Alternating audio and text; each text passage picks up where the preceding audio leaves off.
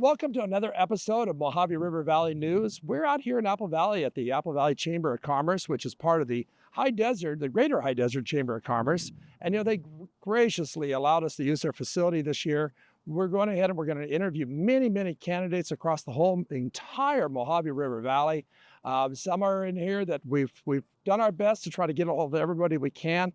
Fortunately, you might not find your favorite candidate there just because of logistics or whatever it might be, but we did our best to go ahead and put as many interviews as we can together. So you know what? Stay tuned. We'll be right back with you because we got a lot of great interviews to throw at you.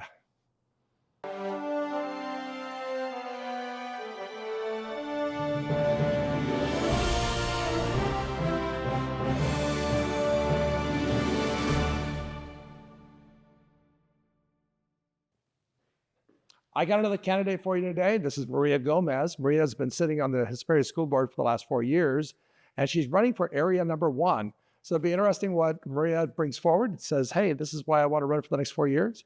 Hey, stay with us. We'll be right back with you. Welcome back. I'm Eric Swanson. I'm here at Maria Gomez. Maria, tell the folks who you are.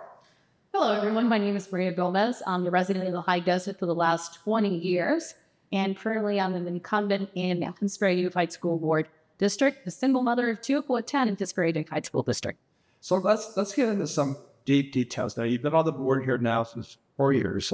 So why are you, let's put it this way. I'd ask this question of everybody. I think they probably say, you're running again for a multi-million-dollar, would be part of a multi-million-dollar organization.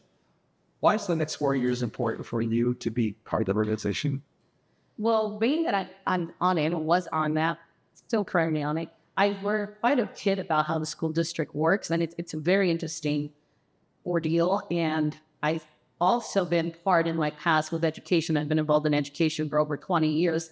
Part of that was the director of a private school, so I know what it takes to be involved in money, an $800 budget. That's what I had, $800,000 budget. And so I know what important details come with that and how to run that budget to the district. So, and I know that you were sitting on the board with me on this, and so let's talk about the pandemic. Yeah. Right? So we have still a lot of students that you're still having struggling with this. What do you think we need to be doing for the next 4 years to help get these kids back to speed? It's interesting that you mentioned that, because one of the biggest things that I see as a parent, I just share with you, I was a parent, it was a difficult time to be a parent and try and assist your youth. And if we think back and look at those little ones that when the pandemic hit, they were in kindergarten. So now they're in 5th grade, and looking at the level they are at and what they've learned, there is a gap. I'm not going to deny it. There is a gap there. And I think moving forward, we started smooth this year, and I think we're seeing that the growth is there, but we need to be patient with these kiddos, and we need to work with our parents above all and try and get that connection again. That triangle is what I call it, the connection between the teacher, the parent, and the school, so that we can all work together for the benefit of our students. Yeah, let's say we're completely different off track of that. Sounds good. Security. Yes. Security, we all know, it's known across our number one job in schools is of course, obviously, is student safety. Uh-huh. Where do you feel that we are, or we should be going on student safety in our school issues? At this very good at school. Well, first of all, I'm going to give kudos to our school police department out there, because we do have the school police department out there that's on top of security, and they do trainings. So our school district, our teachers, our staff are trained on this. Our students are trained on what they need to do in the event of safety issue. That matter. I think moving forward, we can continue the training. We can assist our parents to understand what it is that they need to be doing as parents, either at home talking to their kids, as well as working with the school in that matter, as to what is it that your role is as a parent when something, an issue comes up. Moving forward, I would like to see how we can look at brands to assist us to get technology out there that is out there to help our police department. Let's go ahead. And that's one of the things we hear parents talking about them, and the Tasha TV, we hear how the news are was months. Of course, CTE, or the career education programs. we're seeing a big push today, which a lot of school districts are actually trying to bring in out here to the last 2 years of elementary school. Where do you see Hesperia School District need to go with us? It's funny because some of the schools are actually bringing it down lower grades by adding those clubs out there, culinary club. I don't know if they realize this, but having culinary club open to these young kids is a route into our culinary CTE program. Having those clubs at school will assist. I think we're going to grow further. And I think our families and our community are realizing the importance of these CTE pathways for our community. Not every kid is bound to go to college. Not every kid wants to go to college. So we need to have this. So I feel we're going to continue to work with our businesses, expand that, and bring more pathways to our school district.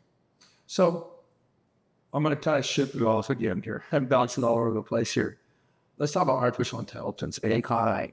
There's a lot of folks out there, a lot of parents are very concerned about it. Well, this is is it an effort to create something that kids can cheat on, or is it something that's a tool? Or do you feel that Hesperians knows AI? I think, first of all, we need to realize it's a tool. It's a tool out there. It's something that's being used, whether we know how to use it, whether we agree with it, don't agree with it, it's out there. And we need to prepare our kids for the future. And if we're going to prepare them to be competitive, we need to look at this as a tool that they need to be able to understand, use respectfully and wisely as we move forward. It's also a tool that our teachers can use to create, I don't want to say curriculum's created, but some of the data, some of the work that needs to be created, some of the questions that need to be created for the test and all the exams that they take. So I see us using it as a tool and enhancing that, and importantly, showing our kids how to be respectful and responsible with that tool. Let's go ahead and talk about, because you have to have, I'm sure you've seen it the last 3 years, you have to have a relationship before the report elected. Yes. You really can't talk to them very much, and talk to them here or there, and you can't make decisions with them. Where are you as far as the relationship between that and the superintendent? Well, as important, and you mentioned it right here, there is that relationship that needs to take place, and it's important. It's very important that you realize that you have a team, in our case, Hesperia Unified 5, along with the superintendent. Superintendent being also a key player of that. And so the relationship they need to hold is one of respect, one of understanding that there will be times where we're going to agree to disagree. And that is fine, because you want those different perspectives and you want to be able to learn from your colleagues. And that's something I had done in these past 4 years. Learn to respect them, learn to take the high road at sometimes. And with the superintendent, he is a key player, and being able to work with a district that has that communication, what I call open door policy, so that as a board member, you understand what's on the table for you to be ready for that board meeting alongside with your colleagues and move forward and agree to disagree. So we only got just within 10 seconds. What's the next for Hesperia School District? Hesperia School District is growing. Our CT program is growing. Our college, our communication, and with Victor Valley College, 20,000 credits this last year that were completed by our high school students. That's going to grow.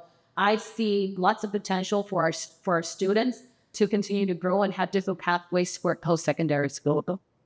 Take a few moments. Tell the folks why they should go for you, Brian. Well, first of all, I'm not in here for my 5 minutes of glory. That's not me. I'm a mother. I'm invested in this district, and I know education, and I've been in education for more than 25 years at this point, from newborn all the way to adulthood. I've worked with all, and I invite people. It would be an honor to have your vote. So yo voto para mí tener su voto. Gracias. Thank you. Thank you for sharing with us today. Thank you. Sure. Hey, you know what? These episodes, working with candidates, is always amazing. You know what? Thank you for tuning in. I hope we gave you some insight about who these folks are. We try to hit all the candidates, but there's so many out there, and it's not that we left anybody out. We really made an effort to try to get everybody in here for it. Another thing I want to do is I want to thank the Greater High Desert Chamber of Commerce for allowing us to use this beautiful facility out here in Apple Valley, because this really made a big difference for us. By the way, please, if you haven't had a chance, please subscribe, ring the bell, give us a thumbs up, because this allows these videos to get wider range of people so they can see them.